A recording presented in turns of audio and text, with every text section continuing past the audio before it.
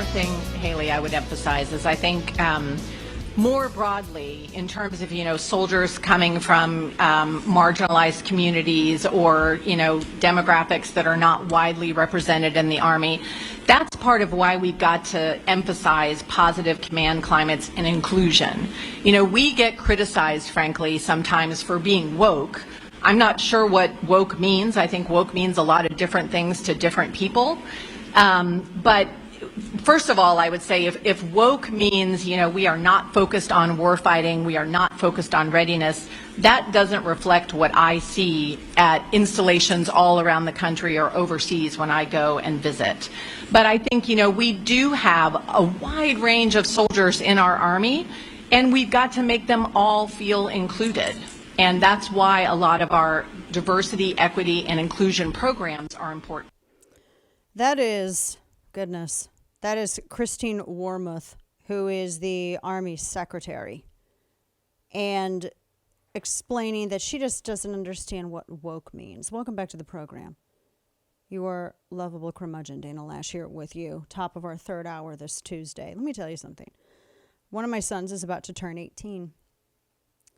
And like clockwork, right ahead of his birthday, he gets the notice from Selective Service. Just FYI, you're going to be getting your Selective Service card. And here's a reminder, if you don't fill out your Selective Service, your draft card, you're going to be in so much trouble. It's a crime. You could be fined, go to jail, it's so bad.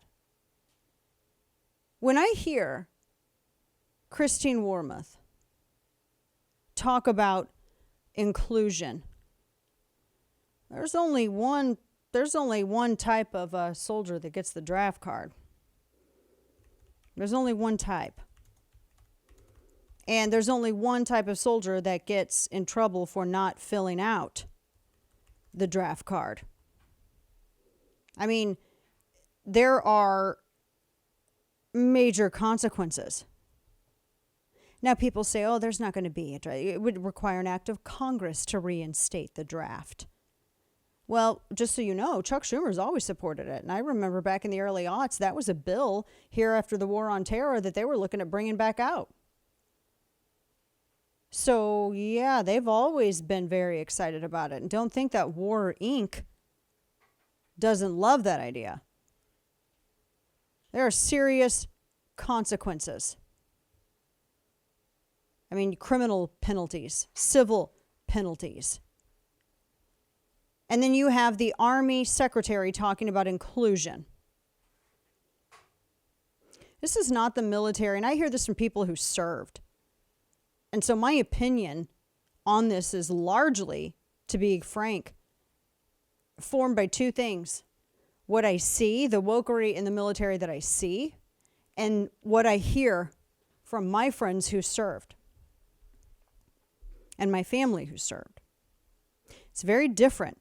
I have friends who say I got out right at the time. I have a number of friends who were Navy SEALs, who were Army Rangers, and they're all like, we got out right at the time that it was good because things are changing. I cannot tell you how many times I hear that. There are no exceptions. And I've asked even. I'm like, surely, am I just being too harsh? Because when I was growing up, service in the military, I mean, it's the military. We grow up as kids and we grow up with these institutions. And when you're a kid, you think that the adults know better and that surely institutions can't be corrupted. And then as you get older, you realize that that's not the case. And then as you get older, it's not about being jaded. It's about the reality that doesn't make you cynical. It just proves some of your suspicions to be true. I mean, case in point here. The first week in office, Joe Biden immediately had this ban reversal on transgender service members.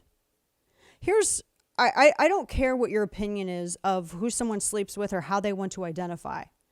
I don't care what people do. I don't care what their sexual preference is. I don't care how they identify. The only thing I care about is, are you going to be able to get over yourself enough to be a part of a fighting force? Because this obsession with self-expression that's not what the military is about. The military is exclusive for a reason, and they have health discrimination. Discrimination is not even the right word. Like if you're flat-footed, I mean, you used to be stricken off consideration just to be flat-footed because they would look at your, do you have a chance of hurting your ankle? Could you actually be a burden in the field? Or, et cetera, et cetera. All of these things, I go back to that whole scene from Zack Snyder's 300. And when you had the military, I think I've written about this before. Because it gets into the whole Battle of Thermopylae and how you had the betrayal of Leonidas before the Battle of Thermopylae by this one individual who was not able to be the warfighter that Leonidas needed. And as a result, he was making it about him instead of about his country, and he ended up betraying the 300. I don't want confusion in the battlefield. I don't care about anything of that nature in the battlefield. And for the Army Secretary to say, I have no idea what woke is. I mean, I'm looking at a tweet from the U.S. Air Force, March 31st, 2022.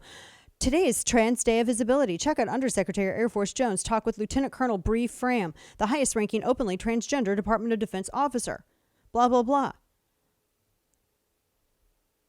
The first thing that Biden did, first week in office, reverse the regulations on transgender service members.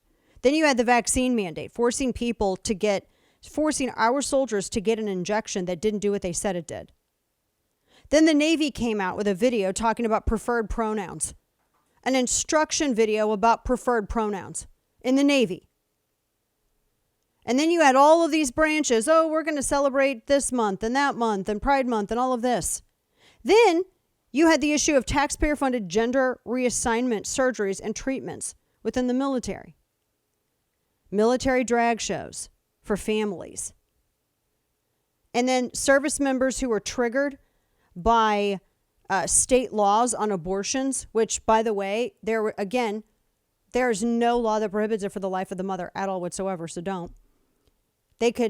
Compassionate reassignments so that you could be moved to an area that didn't hurt your feelings because of your uninformed political stance. This is what we're talking about. And to have the Army Secretary say, I don't know what woke means, why in the hell should any mother or father feel comfortable or confident about sending their child to serve in the military or have their husband serve or their wife serve or their parents serve under that kind of leadership? When the focus seems to be on everything but being a cohesive fighting force. When the focus seems to be on all of the things that divide instead of the things that unite, which is absolutely antithetical to creating a supreme fighting force. And that is the only job of the military. You don't know what woke is? You're a liar. It's degrading to the strength of the military. And it gets people killed. The only concern should be, do you want to live freely? Can you kick ass? Will you save your fellow soldier if things go sideways? Can you complete a mission? I don't care what your favorite color is. Doesn't matter what music you like. It doesn't matter who you're going to go to bed with. None of this stuff, all of this stuff is irrelevant to the questions asked. This isn't a social experiment. This is real life against real evil. I keep thinking when we celebrate D-Day and you see those amazing photos of these boats as they're going to shore and these soldiers who are just kind of hunkered down, and they're of all ages. There's some real young men in there, and there's some older men, those who are have some seniority, and they're approaching one of the beaches. And they can't see everything out, but we know what's coming because, here in the future, we have that benefit of knowing what they're going to face there in the past. And then that door opens and they got to get out in that chest-high water and just somehow not get obliterated when they get on to shore. And looking at those photos, many of which were taken in that split second before that heavy metal door dropped, and those soldiers had to get out. Do you think anyone cared what the other guy's favorite color was, or who the other guy went to bed with, or what pronouns the other guy wanted to use? Probably it seemed that the concern would be how well the other guy could get to shore, whether he was physically capable of getting to shore, whether he was able to clear any kind of malfunction from his rifle, whether he was a good shot, what the weather conditions were. Can you see? I think that's probably what they were concerned about. I have no idea why they're even messing with wokery. But for the Army Secretary, Christine Wormuth, to sit up there and say, well, we want everyone to feel included. I don't, not when it comes to the military. I want the people who can go and who want to be free and who can fight to be free and who put themselves second next behind the mission. That is who I want. And if people want to make it about themselves more so than the people with whom they serve and the mission that they're out to accomplish, then those people should be excluded. But we have to actually commit seppuku at the altar of political correctness and deny this. Because those are the new rules. That's compassionate, right? That's how it's defined. But it's interesting how compassionate behavior and compassionate self isn't defined or noted. Its absence not noted by people who want to sacrifice others at their altar of vanity.